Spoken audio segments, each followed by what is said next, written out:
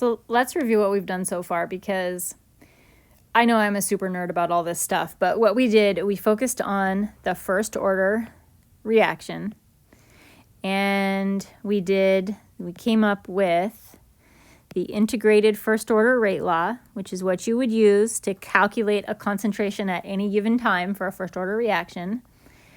And we looked at, this is going to become important later, but we looked at the graph for a first order reaction of the data versus time, and then also the half-life equation for a first order reaction. So now we're going to do all of that again. I'm so excited for a second order reaction. We're going to keep it simple, and we're going to do another just A goes to B second order reaction like that. That just means one reactant. And we're going to remind ourselves that we have two different ways of calculating the rate of this particular reaction. We have the average rate, which is negative delta A over delta T.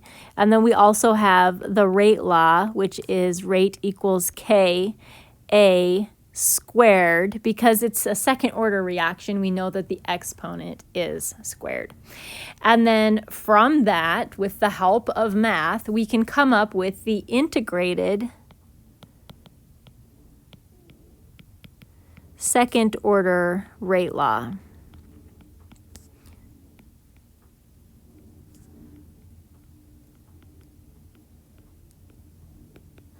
And the integrated second order rate law is going to look like this: 1 over the concentration of A at time t is equal to KT plus 1 over the concentration of A initially. Or if you want to use this, write this for a gas, we would use 1 over P over R temperature at time t is equal to K time t plus 1 over P over R temperature at time 0. So these would be the two versions of the integrated second order rate law. And I'm not gonna do the calculus this time, as much as it pains me, because I love the calculus.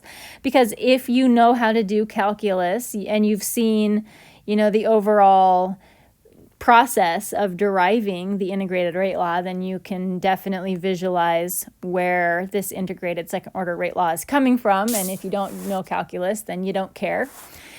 So this also has the form of y equals mx plus b. So I'm going to rewrite it again. 1 over a at time t equals kt plus 1 over a initial in the y equals mx plus b form. And for this, y is going to be 1 over a at time t. So if we're graphing our second order data, then our y needs to be the concentration of A at any given time t. And the m, which is the slope, is going to be K. So this time it's positive. That's our slope.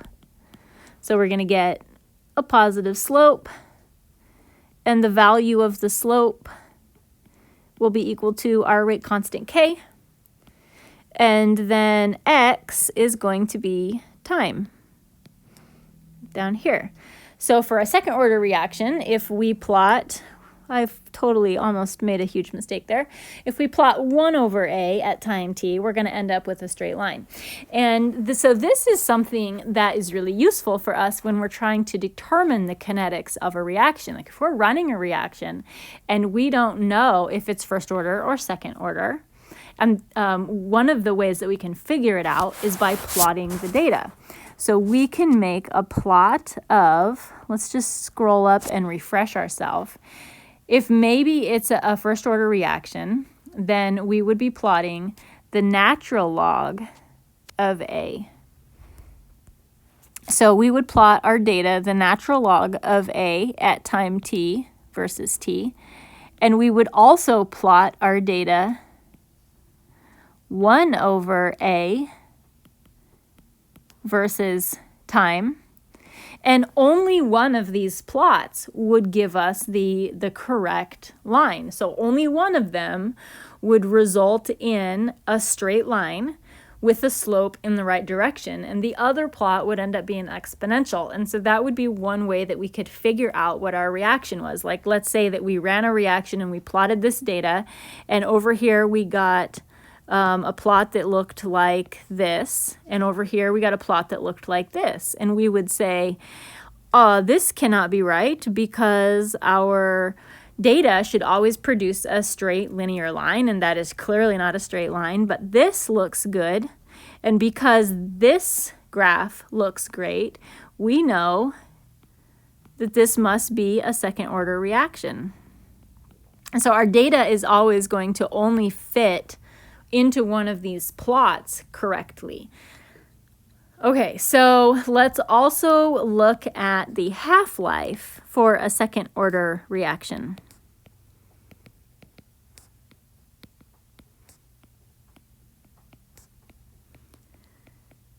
To come up with the half-life for a second order reaction, we're going to go through the same like algebraic analogy as we did with the first order reaction. So we're still going to be using the integrated rate law, and for a second order it's 1 over a at time t equals kt plus 1 over a at time 0.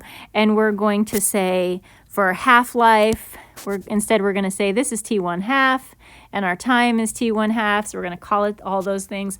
And then we're going to say, just like we did before, the half-life concentration A at t1 half is actually just 1/2 of the initial concentration.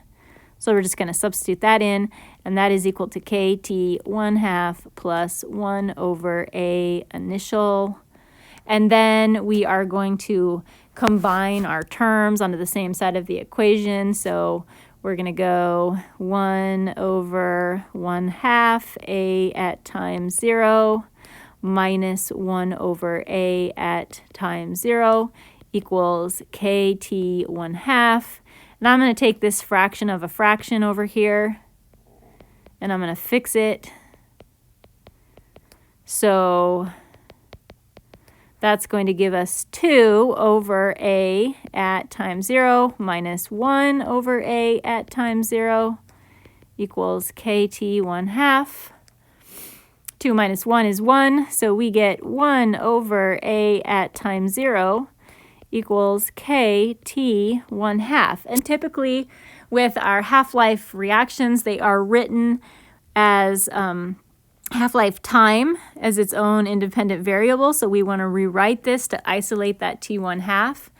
And it is going to be 1 over the rate constant K times the concentration of A initial. And this is our half-life equation for a second order reaction.